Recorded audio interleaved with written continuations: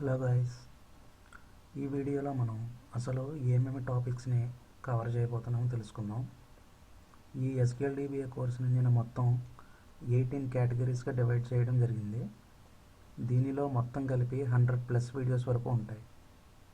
ఒకవేళ నేను ఏవైనా టాపిక్ని మిస్ చేసినట్లయితే లేక మీకు ఏమైనా డౌట్స్ ఉన్నా నా మెయిల్ ఐడికి మీరు మెయిల్ చేస్తే నేను వాటి మీద కూడా వీడియోస్ని ప్రిపేర్ చేసి అప్లోడ్ చేయడానికి ట్రై చేస్తాను.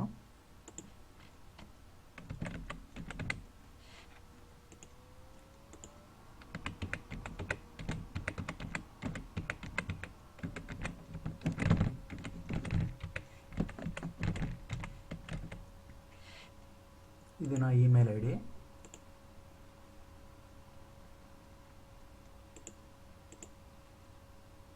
database_garage@gmail.com. మీకు ఏదైనా డౌట్స్ ఉన్నా ఈ మెయిల్ ఐడికి కనుక మీరు ఏమైనా మెయిల్ పెడితే కనుక నేను వితిన్ 24 అవర్స్లో మీకు రిప్లై ఇవ్వడానికి ట్రై చేస్తాను. సరే, మరి టాపిక్లోకి వెళ్ళిపోదాం. ఇక్కడ కనిపిస్తున్న టాపిక్స్లో ఫస్ట్ టాపిక్ వచ్చి SQL డేటాబేస్ ఓవరీ గురించి ప్రిపేర్ చేశాను. ఈ ఓవరీ వీడియోలో నేను కేవలం ఓన్లీ కొన్ని పాయింట్స్ మాత్రమే కవర్ చేశాను. దీని గురించి మీరేమీ వరి అవ్వాల్సిన అవసరం లేదు, ఎందుకంటే దీని మీద కంప్లీట్ ఇన్ఫర్మేషన్ డాక్యుమెంట్గా ప్రిపేర్ చేసి ఈ వీడియో కింద అటాచ్మెంట్ రూపంలో అప్లోడ్ చేశాను ఆల్రెడీ.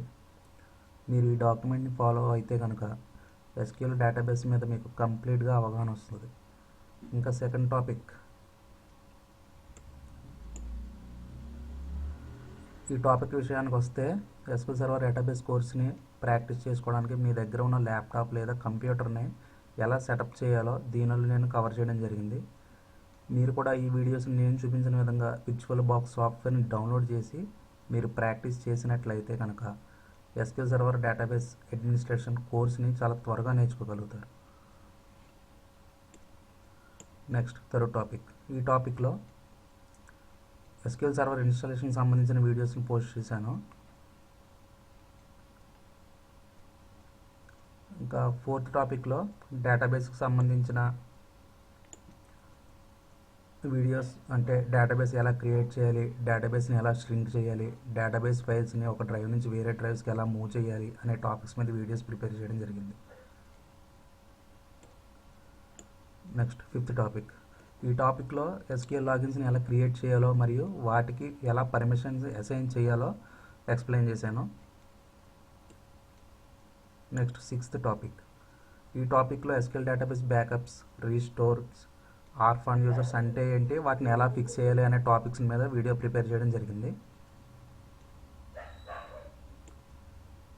ఇంకా సెవెంత్ టాపిక్ విషయానికి వస్తే SQL డేటాబేస్ మెయింటెనెన్స్ లేక రెగ్యులర్ యాక్టివిటీస్ మీద వీడియోస్ని ప్రిపేర్ చేశాను. ఇందులో SQL మరియు PowerShellని యూజ్ చేసి టాస్క్ని ఎలా ఆటోమేట్ చేయాలో కూడా నేను ఎక్స్ప్లెయిన్ చేశాను. నెక్స్ట్ ఎయిత్ టాపిక్, ఈ టాపిక్లో SQL సర్వర్ పెర్ఫార్మెన్స్ ఇష్యూస్ అంటే మల్టిపుల్ యూజర్స్కి ఒకటేసారి SQL సర్వర్ మీద వర్క్ చేసినప్పుడు లేక ఒకటేసారి మల్టిపుల్ క్వరీస్ని రన్ చేసినప్పుడు SQL సర్వర్ కొంచెం స్లో అవుతూ ఉంటుంది. ఈ ఇష్యూస్ని మనం ఎలా ట్రాక్ చేయాలి, ఎలా ఫిక్స్ చేయాలి అనే వాటికి సంబంధించిన విషయాల గురించి నేను ఈ టాపిక్లో కవర్ చేయడం జరిగింది. నెక్స్ట్ ఎయిత్, ఈ టాపిక్లో టెంప్డీబీకి సంబంధించిన ఇష్యూస్ని అండ్ ఒకవేళ మాస్టర్ డేటాబేస్ క్రాష్ అయితే ఎలా రికవర్ చేయాలో కవర్ చేశాను. ఇంకా నైన్త్ టాపిక్ విషయానికి వస్తే ఇది నా ఫేవరెట్ టాపిక్. ఈ టాపిక్లో SQL మరియు PowerShellని యూజ్ చేసి అలర్ట్స్ని ఎలా కాన్ఫిగర్ చేయాలి నేను దీంట్లో చూపించడం జరిగింది. మన దగ్గర మల్టిపుల్ సర్వర్స్ అంటే 1000+ సర్వర్స్ అనుకున్నాయనుకోండి, వాటిని ఒకేసారి ఎలా మానిటర్ చేయాలి అనే దాని గురించి నేను దీంట్లో కవర్ చేయడం జరిగింది.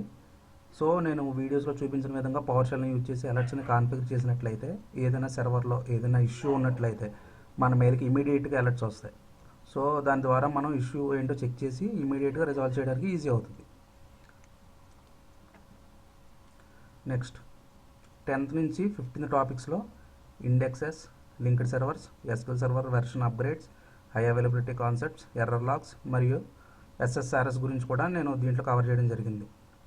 ఇంకా 16th మరియు 17th టాపిక్స్లో రియల్ టైంలో టికెట్స్ ఎలా వస్తాయి అసలు మన క్యూకి, వాటిని ఎలా ఎక్నాలెడ్జ్ చేయాలి అంటే వాటి మీద వీడియోస్ని ప్రిపేర్ చేశాను. ఫైనల్గా 18th టాపిక్లో ఎస్క్యూఎల్ డీబీ మీద ఇంటర్వ్యూ క్వశ్చన్స్ ప్రిపేర్ చేసి అప్లోడ్ చేశాను.